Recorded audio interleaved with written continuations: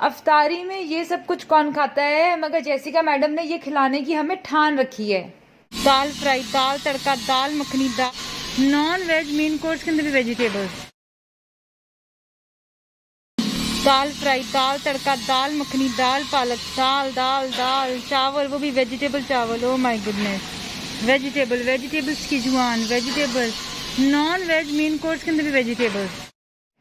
आज तो मैं ये सोच रही थी कि लोग कितना कुछ अच्छी अच्छी चीज़ें खा लेते हैं, लेकिन हर शख्स को वो चीज़ सूट नहीं करती। हो सकता है आपको दही सूट करता हो, किसी और शख्स को दही सूट ना करता हो सकता है आपको दूध पीना सूट करता हो, अगले शख्स को ना करता हो सकता है कुछ सब्जियां ऐसी हो जो आप खा सकते हो, अगला शख्स ना खा सकता हो सकता है बड़ा गोश्त आपको सूट करता हो, जैसे रेड मीट कहते हैं, आपको सूट करता है, अगले शख्स को ना करता हो।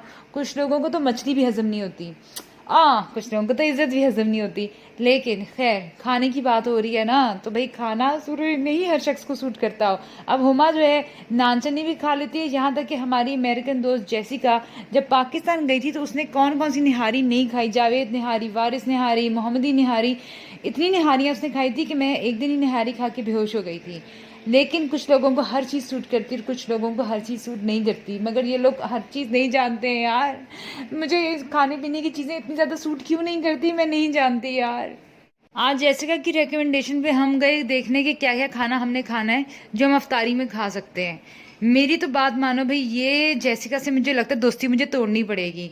ये मुझे ऐसी जगहों पे लेकर आई है, ऐसे ऐसे खाने दिखाए इसने मुझे कि इसे देख के मेरा रोज़ा जो है ना, अल्लाह माफ़ कर दे, मकरू हो सकता है, क्योंकि मुझे उबात आ सकती है, उल्टी आ सकती है। ये चीज़ें मैं नहीं खाती, ना ही तो मैं कच्ची चीज़ें खाती हूँ, मगर जैसिका मैडम की बदौलत जो है ना, पता नहीं रोज़े कैसे गुजरने हैं। आज की कहानी में बात सिर्फ इतनी है कि हुमा मैडम ने आज मुझे बड़ी दुख भरी स्टोरी सुनाई। कहती ज़िंदगी के सफ़र में इंसान तन्हा आया था और तन्हा इस दुनिया से जाएगा, और बहुत सारे सफ़र आपको दुनिया में तन्हा ही लेने पड़ते हैं। इसके पीछे वजह ये नहीं है कि कोई आपका एहसास करने वाला नहीं होता, बस ये है कि दुनिया का दस्तूर ही कुछ ऐसा है कि आपको कुछ सफ़र तन्हा लेने पड़ते हैं।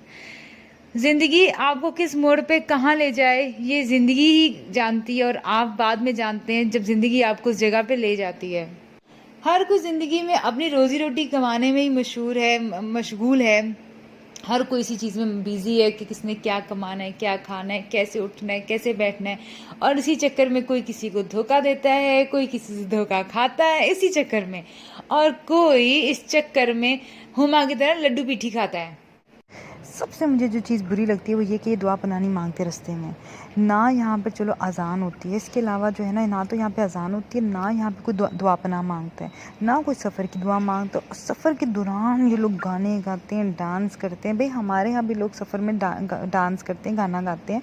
हम लोग स्कूल के ट्रिपों पर जाते हैं, दफ्तरों के लोग ट्रिपों पर जाते हैं, तो सब गाना डांस करते हैं, लेकिन पहले दुआ पनाह मांगते हैं और फिर बीच में रुकते भी हैं, फिर अल्लाह को याद करते हैं, अज़ान के लिए भी रुकते हैं। यहाँ पे तो किसी को परवाह ही नहीं क्या और ज़िंदगी में क्या नहीं। इनकी ज़िंदगियाँ किस चीज़ की बनी है मुझे समझ नहीं आती, क्या मकसद है इनकी ज़िंदगी का। और ये लोग इतना ट्रैवल करते हैं, इतना ट्रैवल करते हैं, एक दिन में पहाड़ों पे भी चढ़ जाएंगे, 5 घंटे बाद पहाड़ों से नीचे आएंगे, हाइकिंग करते करते फिर समंदरों में घुस जाएंगे। मतलब ये लोग ज़िंदा कैसे हैं मुझे समझ नहीं आती। मैं तो इनके साथ 1 घंटा बस दरिया के पास चली गई थी, तो मैं 2 दिन जो हूँ ना बस बिस्तर पे ही सो रही थी।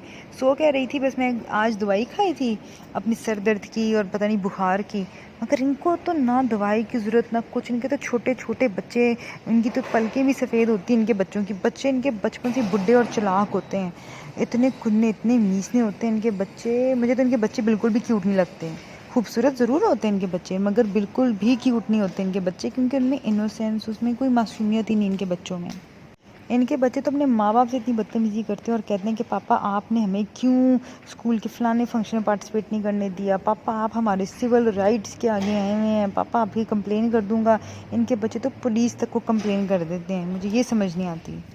और जो मुझे अंग्रेज़ों की सबसे बुरी चीज़ लगती है, जो नाकाबिले बर्दाश्त है, वो ये कि ये लोग परिंदों से मोहब्बत नहीं करते। जैसे कि मैं ख़ास तौर पे बात करूँगी, ये जो होते हैं ना पिजन्स यानी कि कबूतर, ये इनसे इतनी नफ़रत करते हैं। कहीं इंटरनेट पे भी खोल के देख लो ना तो बेवकूफ़ों की तरह तालियां बजाएंगी, पानी फेंकेंगे उन पे।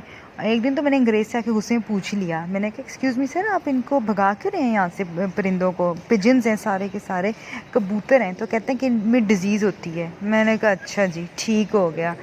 क्या मैं से बहस करती लोग, ये तो अज़ल से जाहिल है ये अंग्रेज़ लोग, कच्चा गोश्त भी खाते हैं, जो लोग सूअर खाते हैं आप उनसे क्या एक्सपेक्ट कर सकते हो यार। यार सफाई का सबसे बुरा जो मुझे लगता है ना काम, वो है बर्तन धोना। मतलब ये बर्तनों में ये जो कलियाँ कहते हैं, कईयाँ जम रही हैं, स्टील इससे रगड़ो भी ना इसको जाली से तो भी नहीं जाती। कितनी देर तक मैंने की है, जितने टोटके यूट्यूब पे आते हैं ना, इस पर आप वो लगाएं, विनेगर लगाएं, सिरका लगाएं, बेकिंग सोडा लगाएं, सब झूठ है, सब झूठ है।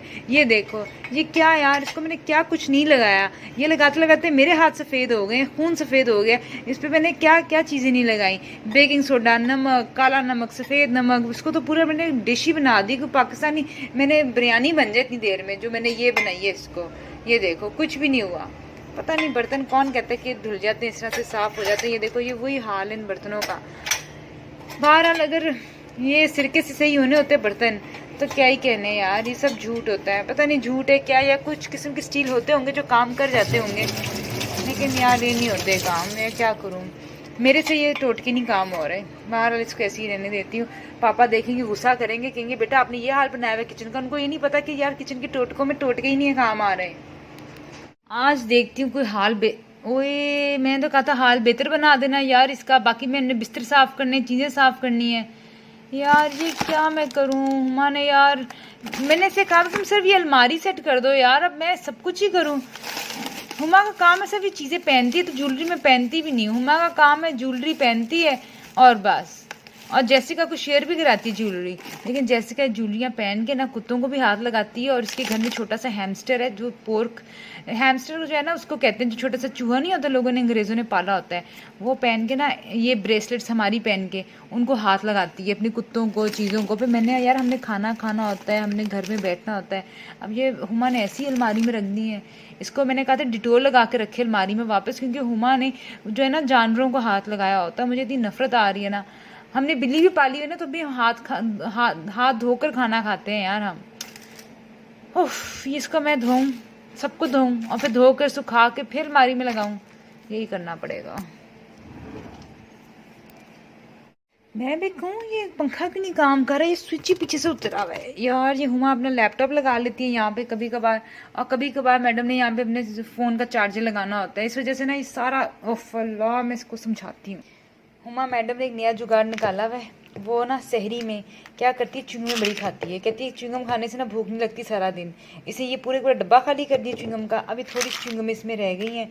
ये च्युइंगम ऐसे मज़े की बबल गम है, शुगर फ्री बबल गम है, खाती रहती कहती से आपको रोज़ा ही लगेगा। लेकिन मेरा ख्याल है कि अगर आप चाहते हो आपको रोज़ा ना लगे तो आप दही का 1 चम्मच खा सकते हो। और मैडम ने ये टोटका बताया कि अगर आप ये रुई थोड़ी बहुत अपने कानों में डाल लो, उससे भी आपको जो है ना रोज़े में प्यास नहीं लगती।